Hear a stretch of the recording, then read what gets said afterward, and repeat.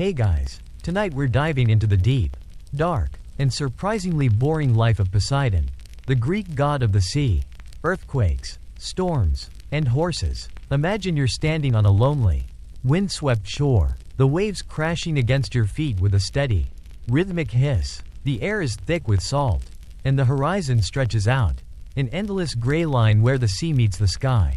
You feel the cool spray on your face, a gentle reminder of the immense, untamable power that lies just beneath the surface. This isn't a thrilling adventure story.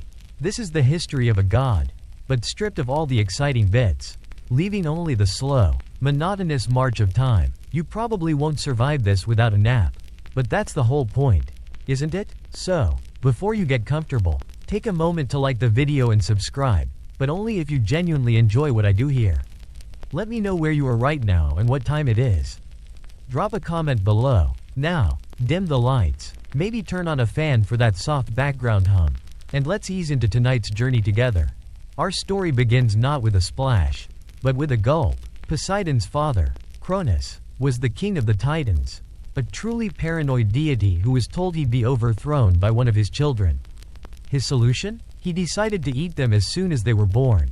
You can imagine the scene, a newborn god, still slick from the celestial womb, being promptly devoured by his father. This was the fate of Poseidon's siblings, Hestia, Demeter, Hera, and Hades. They were all swallowed whole, tucked away in the Titan's immense stomach, a kind of mythological daycare center. But as the story goes, when it came time for Poseidon's birth, his mother Rhea had had enough of Cronus's culinary habits. She hid her baby boy away in a flock of sheep, and instead, presented Cronus with a stone wrapped in swaddling clothes. The dim-witted Cronus, not a detail-oriented fellow, swallowed the rock without a second thought. And just like that, you, as the infant Poseidon, were safe, or at least, safer than your siblings, who were currently residing in your father's stomach.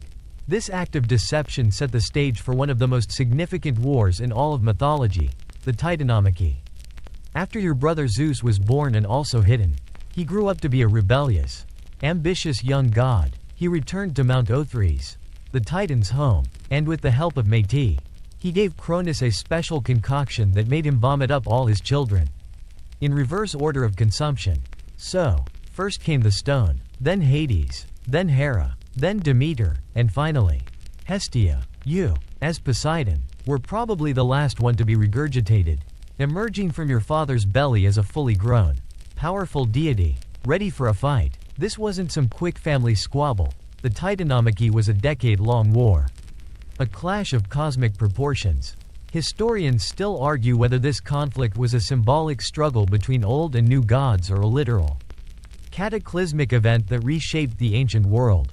Either way, you, Poseidon, found yourself on the front lines, fighting alongside your siblings and the Cyclops and Hecatoncheires, the monstrous hundred-handed ones, against the Titans. As a quick side note, it's worth remembering that the Titans were not inherently evil.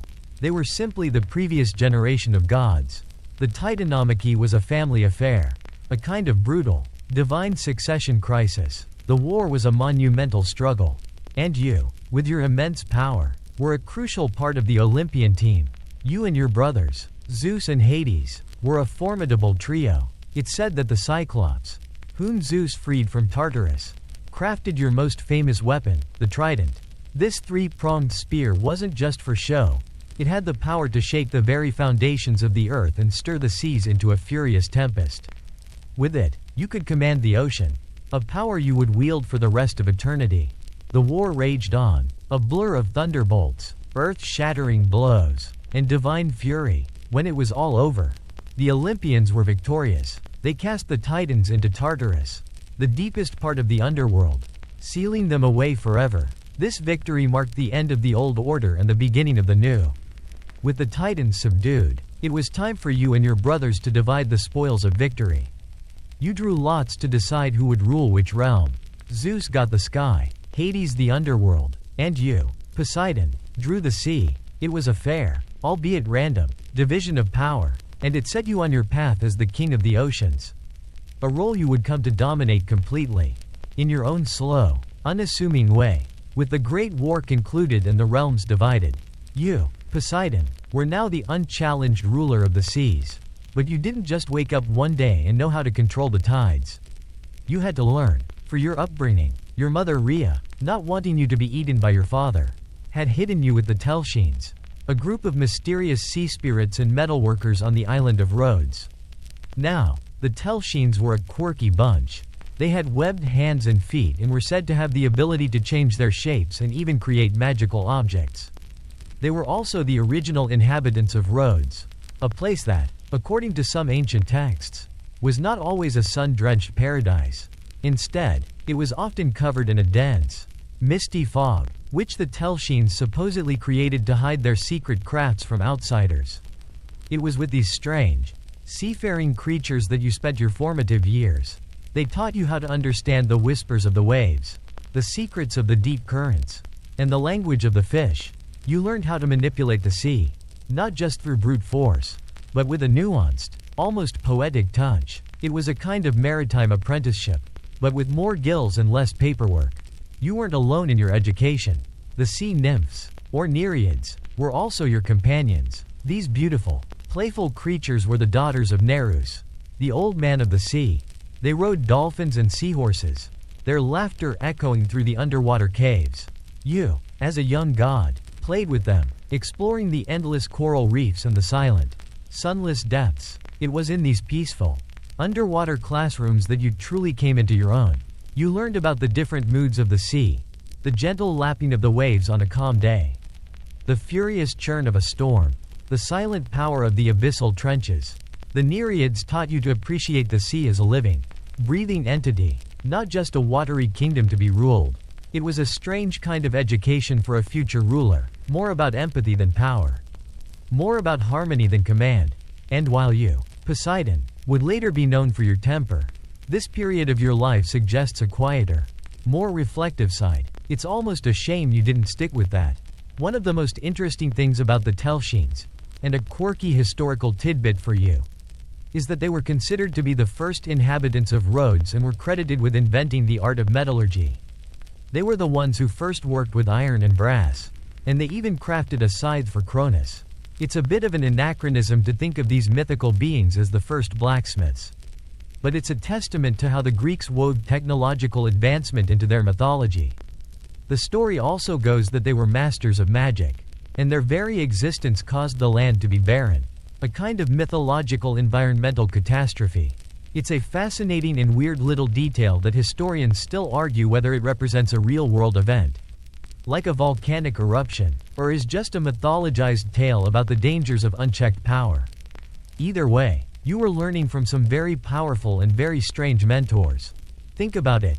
While your brother Zeus was up on Mount Olympus, already dealing with the headaches of mortal and divine politics, you were down in the deep, getting your hands wet, literally. You weren't just given a kingdom, you were groomed for it. The Telshines taught you practical skills, like how to forge metal, which would come in handy later.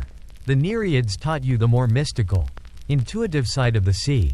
This dual education made you a truly complex and formidable god. You were a craftsman as well as a king, a brute force of nature but also a student of its subtle rhythms. The sea was not just your realm, it was a part of you. The salt was in your veins, the currents were your thoughts, and the waves were your moods.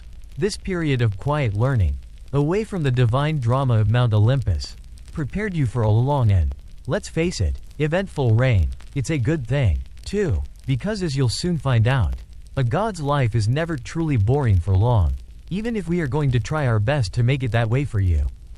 After your tranquil period of learning, your life as Poseidon started to pick up pace, and the first major project you undertook was a construction job, of all things.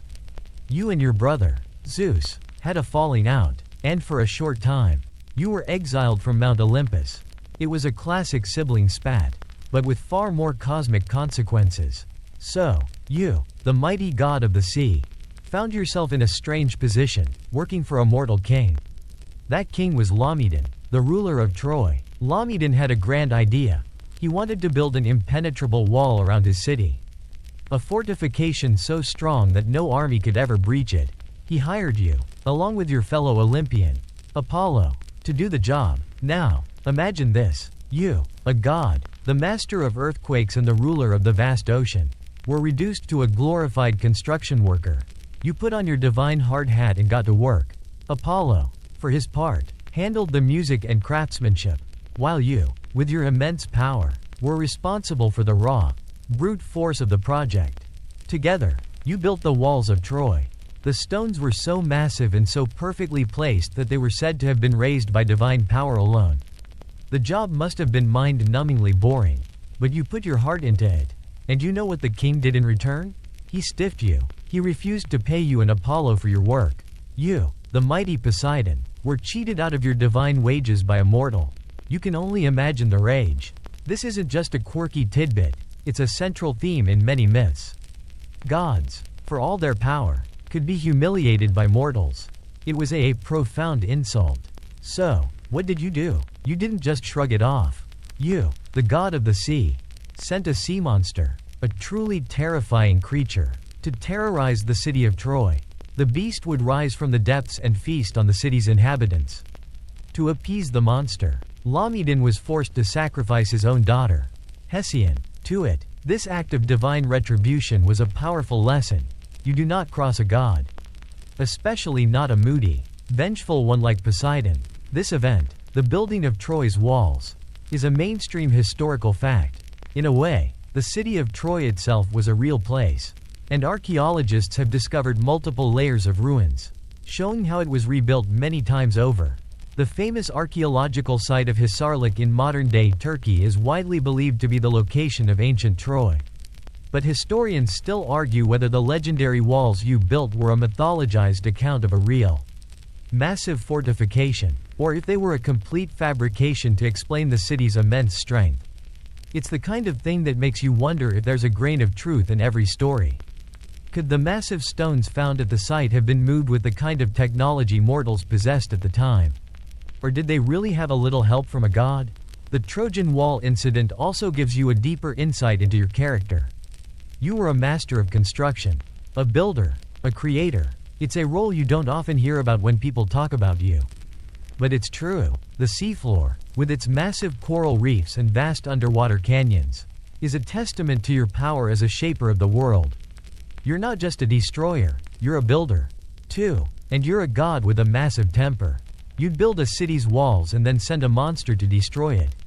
All because of a little unpaid labor. It's the kind of overreaction that you can only get from a deity with a short fuse and an endless supply of sea monsters. It's a reminder that even the most powerful beings can be petty, and that their wrath can be as destructive as any natural disaster. So, you finished the job, you got cheated, you sent a monster, life went on, and, as we'll see, your relationship with the city of Troy would get even more complicated later on. With the Trojan Wall incident behind you, your life, as Poseidon, took a sharp turn into politics and divine rivalry. Your next big story is a contest for the patronage of a newly founded city. This isn't just a friendly competition, it's a fierce rivalry between you and your niece, Athena, the goddess of wisdom and war. The city, which was to become one of the most famous in the world, needed a patron god to guide its people and offer them a gift that would ensure its prosperity. The residents of this new city, a group of rather pragmatic folks, decided they would choose their patron based on who offered the most useful gift. So, you and Athena lined up on the Acropolis, the high rock that overlooked the future city.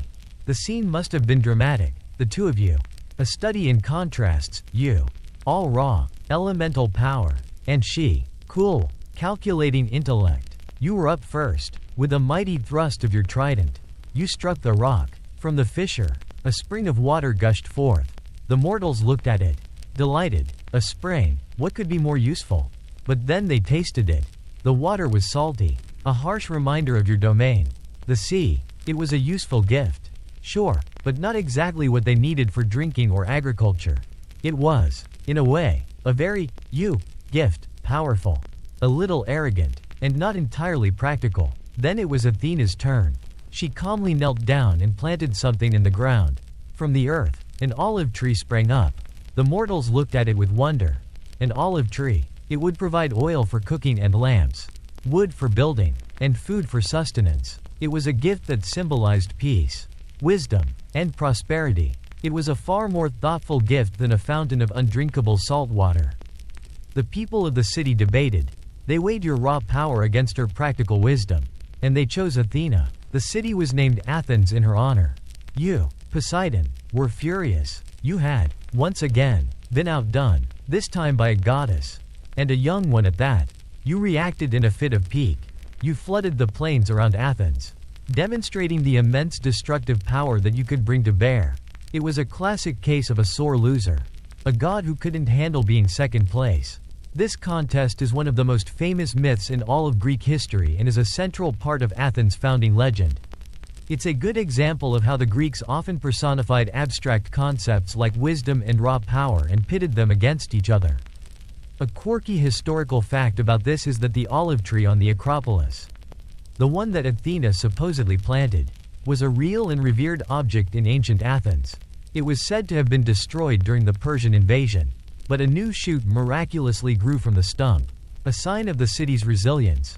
It was a symbol of their patron goddess and the city itself. Historians still argue whether the story of the contest was a way for the Athenians to explain the city's strategic location near the sea but with its own freshwater springs, or if it was a political allegory for the conflict between the city's naval power and its agricultural roots. Either way, it highlights the enduring and complex relationship the Athenians had with both the sea and the land. The contest also reveals a lot about your own character. For all your power, you were often overshadowed by the more clever and strategic gods. Your raw force was impressive, but it wasn't always enough to win over mortals who needed more than just a show of might. You were, in a way, the muscle, and Athena was the brains.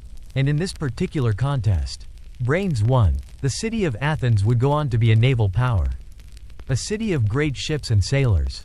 But its identity was firmly tied to the peaceful, practical gift of the olive tree. The contest for Athens was just one of many events that defined your interactions with both gods and mortals. And as a god, you were, to put it lightly, very prolific. Your love life was complicated. It's hard to keep track of all the nymphs, goddesses, and mortal women you dallied with.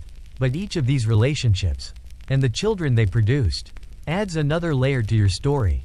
You weren't exactly known for monogamy. In fact, you were known for the exact opposite.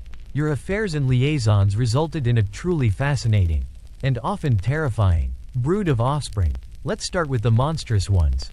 One of your most famous, and most disturbing, sons was Polyphemus, the Cyclops. His mother was Thoosa, a sea nymph. The product of this union was a one-eyed giant who lived on an island and had a penchant for eating sailors.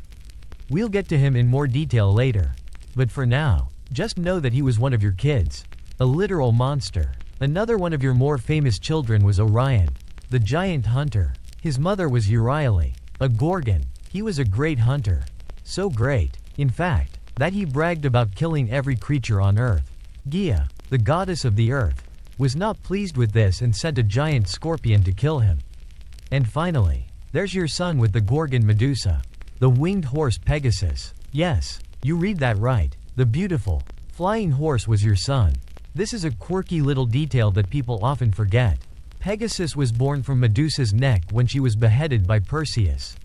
So, from the body of a monster came a majestic creature, a beautiful symbol of flight and inspiration. It's a strange and poetic detail that highlights the duality of your nature, creator and destroyer. Father of both monsters and miracles.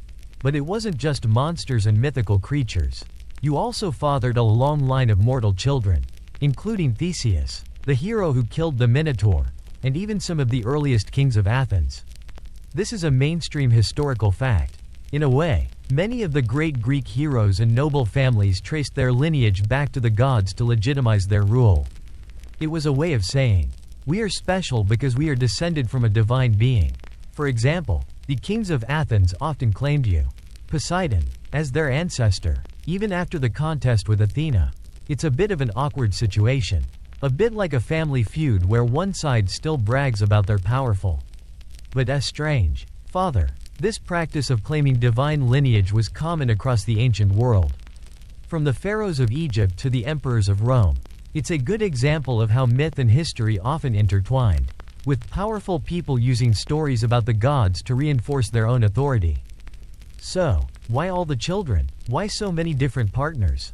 It's a good question. Historians still argue whether your numerous affairs were a way for the Greeks to explain the origins of different tribes and peoples, with each new tribe getting a new divine ancestor. Or, were they simply a reflection of the more permissive sexual norms of the ancient gods? Maybe it was a bit of both. Whatever the reason, your family tree is a tangled, sprawling mess of monsters, heroes, and kings, and you, the god of the sea, are at the center of it all, a kind of mythological patriarch, responsible for some of the most famous, and most infamous, figures in all of Greek mythology. It's a lot of responsibility, a lot of children, and a lot of drama. And as we'll see, one of those children would cause you an immense amount of trouble. So, you're the father of a cyclops who eats sailors, a great hunter, and a flying horse. It's an interesting resume, to say the least. Now, we have to talk about that son of yours, Polyphemus. He was a one-eyed giant, a cyclops, and he was the source of one of your longest and most famous feuds. The story begins, as many do, with a mortal hero, Odysseus, the king of Ithaca, a man famous for his cleverness and his cunning. After the Trojan War, Odysseus was on his long and tedious journey home, a trip that, as you probably know, was supposed to be a lot shorter than it turned out to be. He and his crew, a group of rather unlucky sailors, landed on an island, not knowing it was the home of the Cyclops. They found a large cave and, being a bit short-sighted, decided to explore it. It turned out to be the home of your son, Polyphemus, a giant shepherd who had a taste for human flesh. He didn't welcome them with open arms. Instead, he sealed the cave entrance with a massive boulder, a rock so big that a dozen men couldn't move it, and proceeded to eat 2 of Odysseus's men for dinner. And then he ate 2 more for breakfast. It was a terrible predicament. Odysseus, being the clever man he was, came up with a plan. He offered the Cyclops a strong, undiluted wine. Polyphemus, who had never tasted wine before, drank it down and became very drunk. In his drunken stupor, he asked Odysseus for his name. Odysseus, with his brilliant wit, said his name was Nobody. And just like that, the trap was set. While the Cyclops was sleeping, Odysseus and his remaining men sharpened a large olive wood stick into a spear, heated it in the fire, and plunged it into the Cyclops' single eye. The giant awoke with a terrible roar of pain, screaming for help from his fellow Cyclops. They ran to the cave and asked what was wrong. "Who has hurt you?" they cried. And the blind, screaming giant replied, "Nobody. Nobody is hurting me." His fellow giants, hearing this, simply went away, thinking he was having a fit of madness. It's a great, albeit kind of grim, little joke that a mainstream historian would tell you is a classic example of Greek wit and wordplay. The next morning, the blind Cyclops, trying to catch Odysseus and his men, let his sheep out to graze. The men, being even more clever, tied themselves to the undersides of the sheep. As Polyphemus ran his hand over the backs of the animals to make sure no one was escaping, he didn't feel the men and they slipped out of the cave, escaping with their lives. As they sailed away, Odysseus, with his terrible arrogance, couldn't resist. He shouted back to the now blind giant, "If anyone asks who put out your eye, tell them it was Odysseus, son of Laertes, king of Ithaca." It was a moment of pride that would cost him dearly.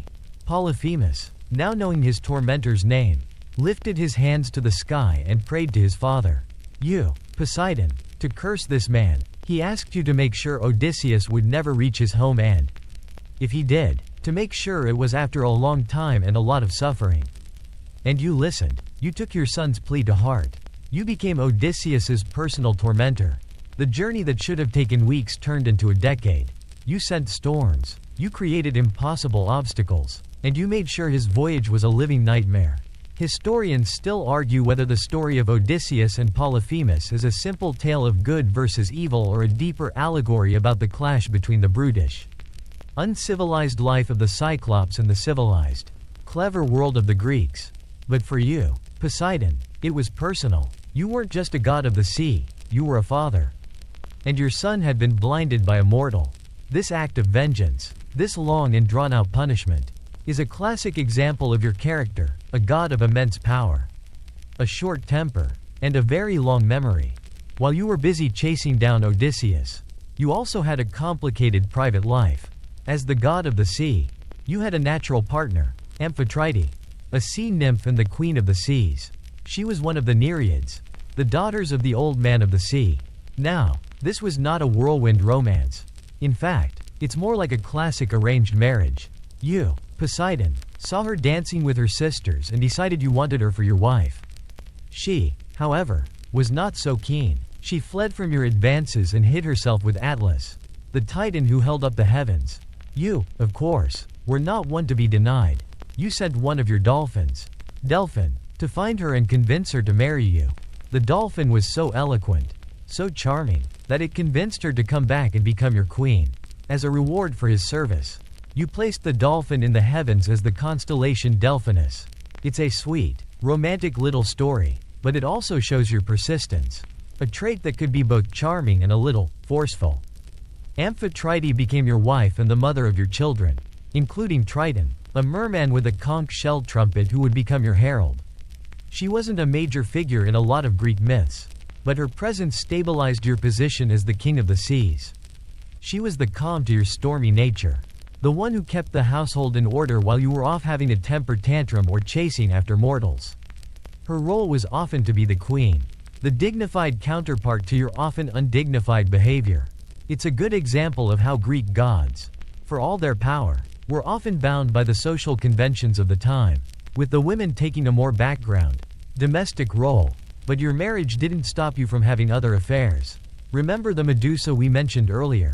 The one with snakes for hair? Her story is a lot more tragic than you might think. She was originally a beautiful mortal priestess of Athena. But you, in your usual style, saw her and were smitten. You pursued her and, in a truly awful act, assaulted her in Athena's temple. This is where the story gets really dark.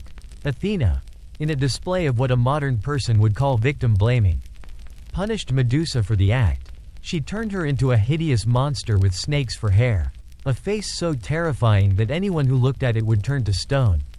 This is a mainstream historical fact, in that it's one of the most famous myths in the Greek pantheon. But historians still argue whether this myth was a way to explain the origin of a monster or if it was a cautionary tale about the dangers of divine jealousy and the injustice of the gods. The Medusa myth also gives a quirky tidbit. Medusa's name is said to mean guardian or protectress, which seems a little ironic given her fate. The story of her transformation is a tragic one, and it shows the often cruel side of the gods. For you, Poseidon, it was just another conquest, another affair that resulted in a child, Pegasus. But for Medusa, it was the end of her life as a mortal woman and the beginning of her life as a monster. It's a reminder that a god's whims could have devastating consequences for a mortal. It also highlights the complex, and often fraught, relationship between gods and mortals, where the gods are not always benevolent, and their actions are not always just. So you had a wife, a queen, and still you were a god of endless desire, a force of nature who took what he wanted. Consequences be damned. Beyond your divine affairs and family drama, you were also a key figure in one of the most famous lost civilizations in history, Atlantis. Plato, the ancient Greek philosopher, in his dialogues Timaeus and Critias, described Atlantis as a powerful and highly advanced island civilization that sank into the sea in a single day and night of disaster. And you, Poseidon, were at the very heart of this story. According to Plato, you fell in love with a mortal woman named Cleito on the island and fathered 5 sets of twin boys with her. The oldest of these boys, Atlas, became the first king of the island, and the island was named after him.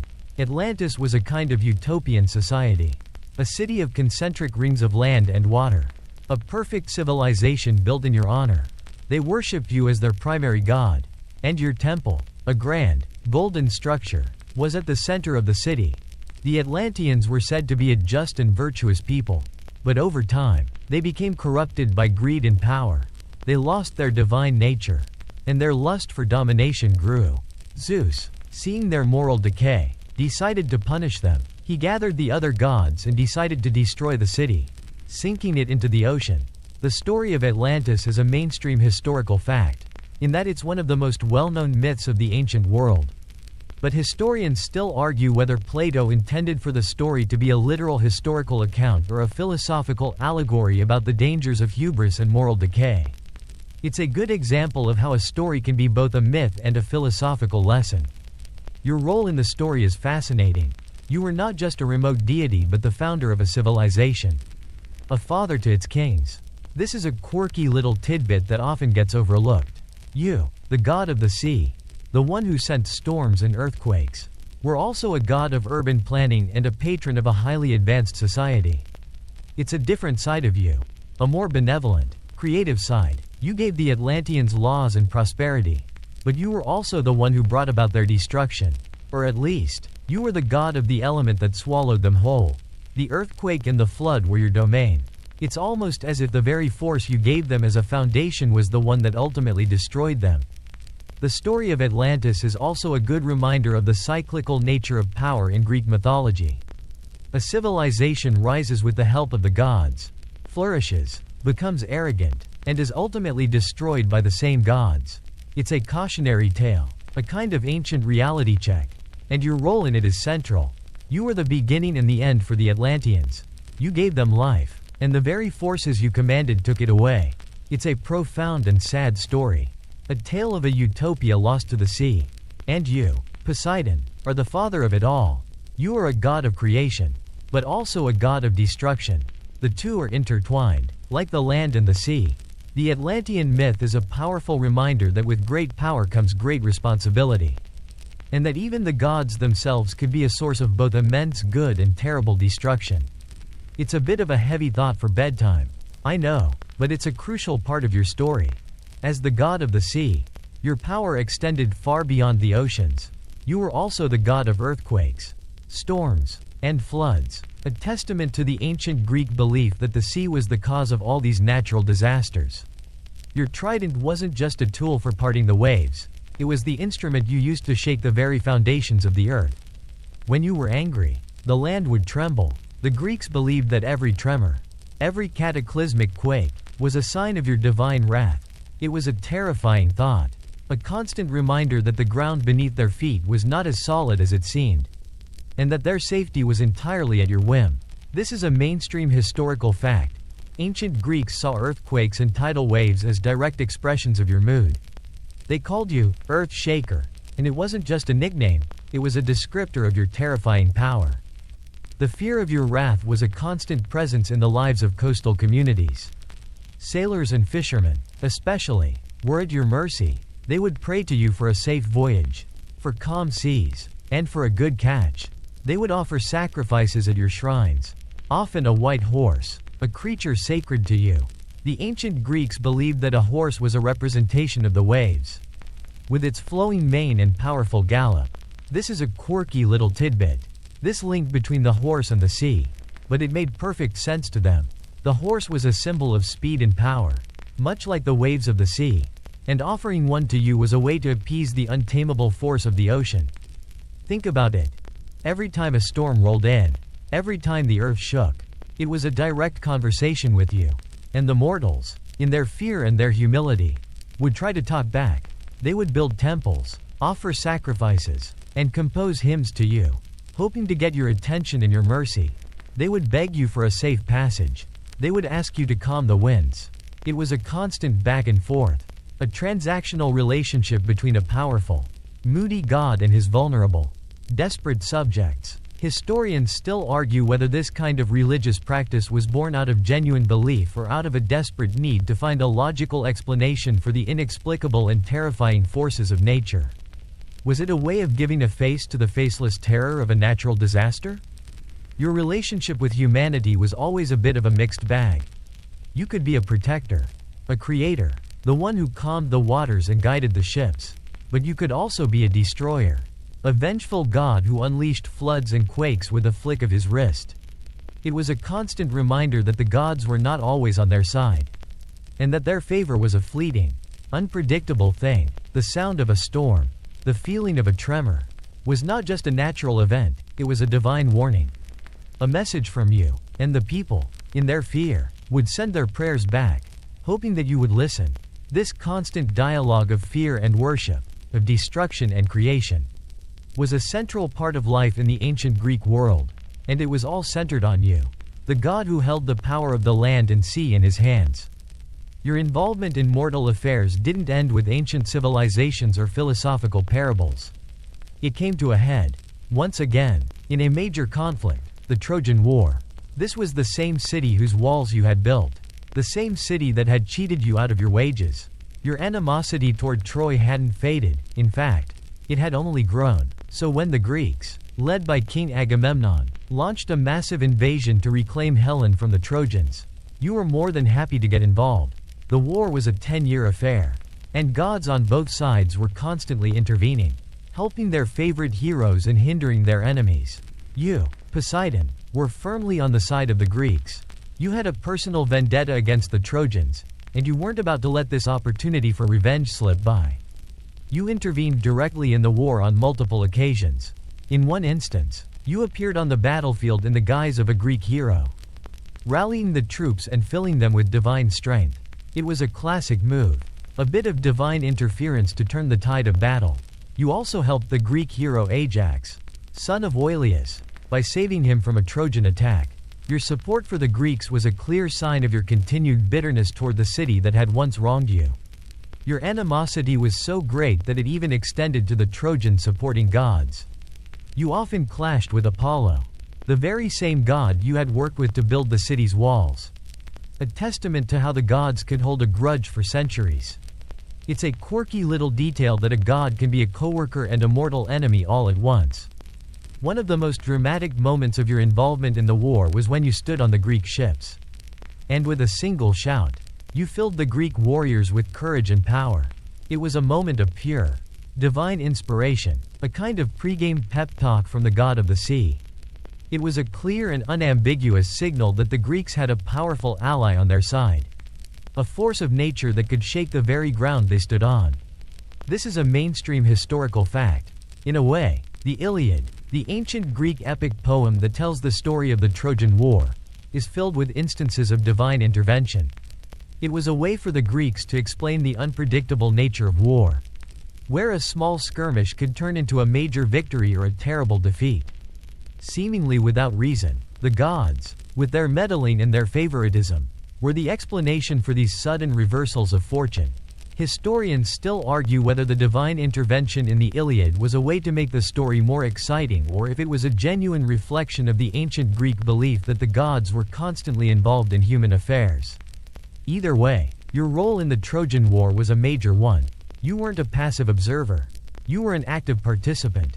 A god with a short temper and a long memory, who used a human conflict to settle a divine score. And in the end, Troy fell. It was a victory for the Greeks, but it was also a victory for you. A final, satisfying act of revenge against the city that had once cheated you. It's a good example of how a god's personal grudges could shape the course of mortal history. Remember that unappreciated construction job? You got your vengeance, and the entire city paid the price for their king's arrogance. The Trojan War wasn't the only epic journey you, as Poseidon, got involved in. You also played a role in the adventures of the Argonauts, a group of Greek heroes led by Jason on their quest to find the Golden Fleece. This was a long time before the Trojan War, a kind of prequel to the Great Age of Greek heroes. The Argonauts faced all sorts of mythological dangers on their journey, from clashing rocks to harpies and dragons. And while you weren't the main patron of the Argonauts, that was Hera, the queen of the gods. You were a benevolent force for them, a protector of their voyage. Think about it. Jason's ship, the Argo, was a small, fragile thing sailing on your vast, unpredictable domain. The very fact that they survived their journey was, in a way, a testament to your favor. You aided them in their journey in subtle ways. You helped them navigate the treacherous seas, and you even helped them get past some of the more dangerous parts of their journey. This is a mainstream historical fact. In a way, the story of Jason and the Argonauts is one of the oldest and most beloved myths in the Greek pantheon. And your presence in it, even if in a supporting role, highlights your importance to all things nautical. You were the king of the seas, and no one, not even a hero with a divine mission, could cross your domain without your permission. There's a quirky little tidbit about your involvement that often gets overlooked. Medea, the sorceress who helped Jason, was a granddaughter of the sun god, Helios. The fact that you, a god of the sea, would help a group of mortals led by a hero who was assisted by a sorceress from a completely different divine lineage shows just how tangled the relationships between the gods and mortals could be. It wasn't always a simple case of, this god helps this hero. It was a complex web of alliances, grudges, and favors. Your assistance to the Argonauts, for example, might have been a way to annoy Hera's enemies or to show off your own power. Historians still argue whether the story of the Argonauts was a mythologized version of an early trading expedition or a purely fictional tale meant to inspire young Greeks to embark on their own adventures. In any case, your role in the Argonauts' journey was a bit different from your role in the Trojan War. In the Trojan War, you were vengeful and destructive. In the Argonauts' journey, you were a silent, benevolent force, a kind of guardian angel of the seas. It shows another side of your character, a less moody and more helpful side. You were a god of the seas, and your power was not always used for destruction.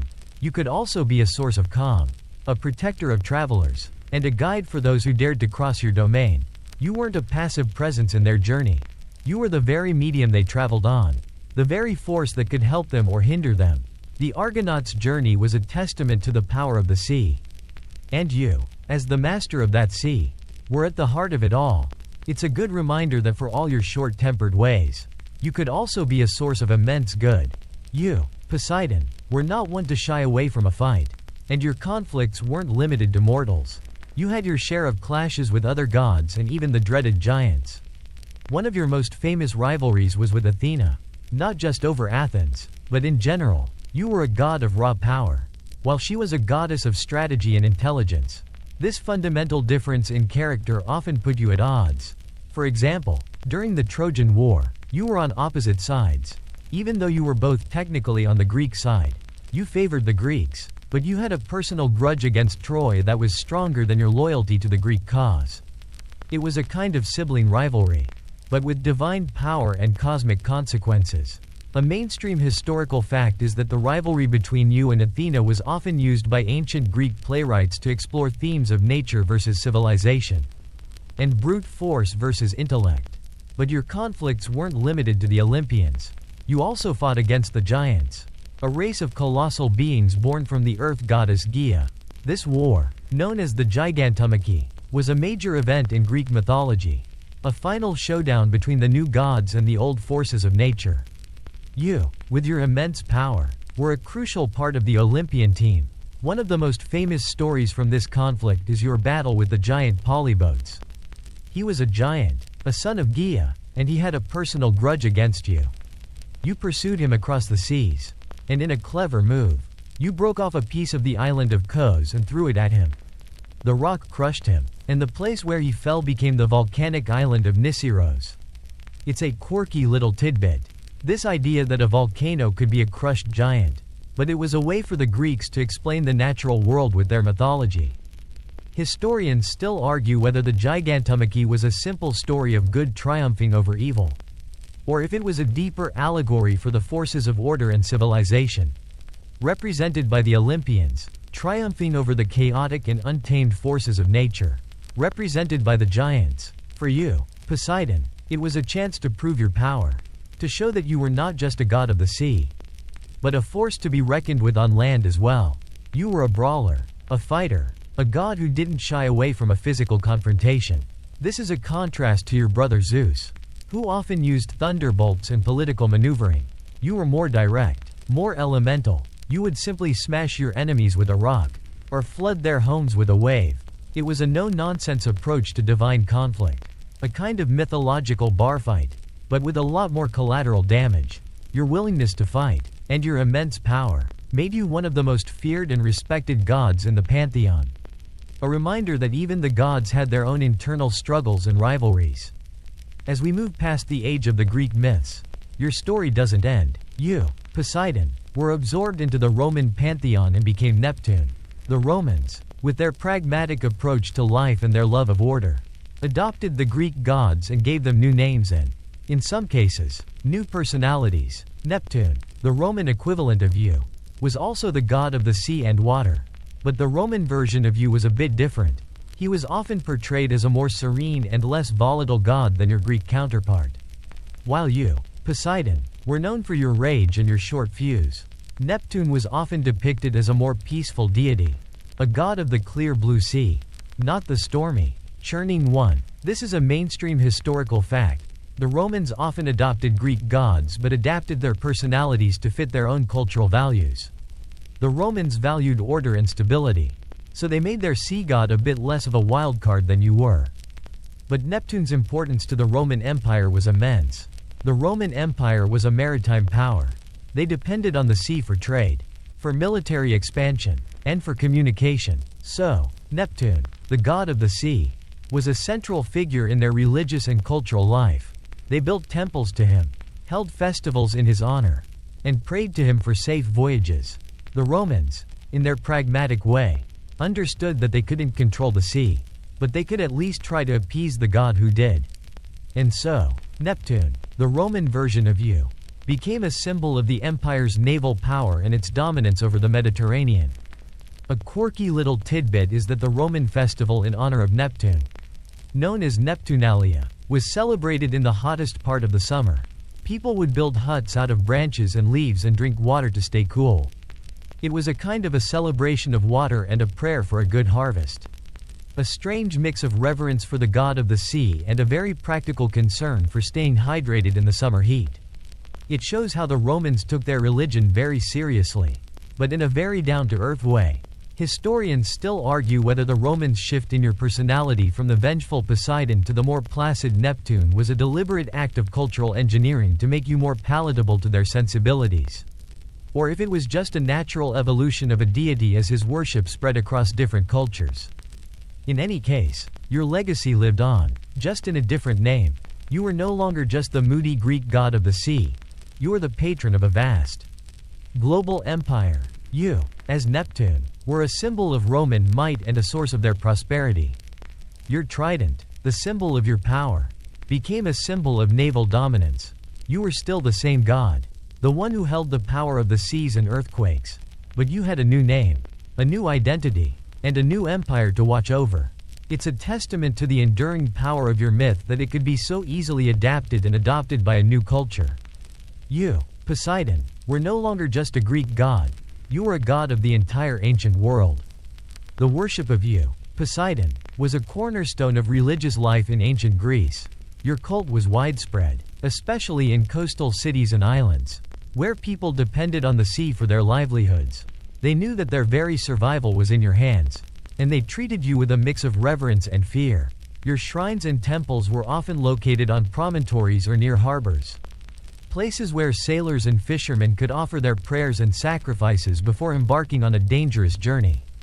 The most famous of your temples was at Isthmia, near the city of Corinth, where the Isthmian Games, one of the 4 great Pan-Hellenic games, were held in your honor. These games, a mainstream historical fact, were a major event, and they were a testament to your importance in the Greek world. Athletes would compete in your honor, and the victors would be crowned with a wreath of pine, a sacred tree to you. It was a way of celebrating your power and a way for the Greeks to show their respect for the force of the sea. But your worship wasn't just about grand games and monumental temples. It was also a part of daily life. Sailors would pour libations of wine into the sea before setting sail, a kind of offering to you for a safe voyage. Fishermen would make small sacrifices on the shore, hoping for a good catch. Coastal towns would hold festivals in your honor, with parades, feasting, and rituals. It was a very hands-on religion, a constant dialogue between the people and the god who held their fate in his hands.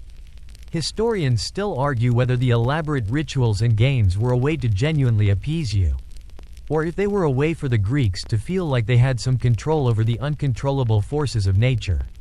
Was it a way of bargaining with the gods, or a way of simply acknowledging their power? A quirky little tidbit about your worship is that one of the most common sacrifices to you was a black bull or a horse. The horse, as we've mentioned before, was sacred to you, and sacrificing one was considered a very high honor. The bull was a symbol of strength and virility, and sacrificing it was a way of asking you for power and prosperity. The practice of animal sacrifice was a central part of Greek religion, and it was a way for the people to communicate with their gods and to show their devotion. It was a messy, often bloody business, but it was considered a necessary part of a god's worship. The worship of you was not just a historical curiosity, it was a living, breathing part of the ancient Greek world, a constant reminder of the immense, untamable power of the sea and the god who ruled it. So, we've journeyed through the entire, and hopefully very boring, story of Poseidon, from his birth and the Titanomachy to his love affairs and his role in major historical events like the Trojan War. But his story doesn't end in the ancient world. His influence, and the symbolism he represents, still persist today. You can see it in art, literature, and even in modern science. His image, with his long beard and his mighty trident, is a recognizable symbol of the sea, a representation of its power and its mystery. His trident is a common symbol for naval forces, a nod to his mastery of the seas. This is a mainstream historical fact, the enduring legacy of Greek gods in modern culture. The names of the gods and their stories are everywhere, from the planets in our solar system to the brand names on our products. But his influence isn't just in art and symbolism. His role as the earth shaker is still relevant in the world of science. The ancient Greeks believed that earthquakes were caused by you, Poseidon, striking the earth with your trident. Today, we know that earthquakes are caused by the movement of tectonic plates. But even in a scientific age, there's a kind of poetic truth to the ancient belief. The Earth's crust is like a sea, a fluid, ever-moving surface, and the forces that move it are immense and unpredictable. In a way, the ancient Greeks were right to connect the sea and the earth, to see them as two parts of the same, ever-shifting puzzle. This is a quirky little tidbit, this link between ancient mythology and modern science. But it's a good reminder that even our modern understanding of the world has its roots in our ancient past. Historians still argue whether the persistence of your myths in the modern world is a sign of their enduring power and relevance, or if they are simply a cultural artifact, a beautiful relic of a long-gone era. But for you, Poseidon, the answer is probably a bit of both. Your story is a timeless one, a tale of power, passion, and the unpredictable nature of both the gods and the sea. You were a god of immense power, a force of nature who could create or destroy with a single thought. You were a protector, a creator, a vengeful father, and a moody king. You were, in a way, the personification of the sea itself, with its calm surface and its violent, unpredictable depths. And your story, even in its most boring moments, is a reminder that the world is a beautiful and terrifying place, and that there are still forces at work that are beyond our control. Now, as the story of Poseidon comes to a close, let's let go of the names and the stories. Let's just focus on the feeling, the gentle hum of the fan, the soft darkness of the room, the rhythm of the waves, washing in and out, a sound that has been the same for millennia. Close your eyes and just listen to that sound. It's the sound of the ocean, a gentle, hypnotic lullaby. There is no longer any talk of gods or monsters, of wars or rivalries. There is only the sea, a vast, calm presence. The water is deep, but it is not cold. It is a quiet, comfortable place. You are floating now, a gentle drift, your body feeling heavy, safe, and warm. Let the waves carry you. Let the gentle current rock you. The deep is a quiet place. The myths are over. The stories are done. Just listen to the sound of the waves. Let them wash away your worries and your thoughts. The water is all there is now.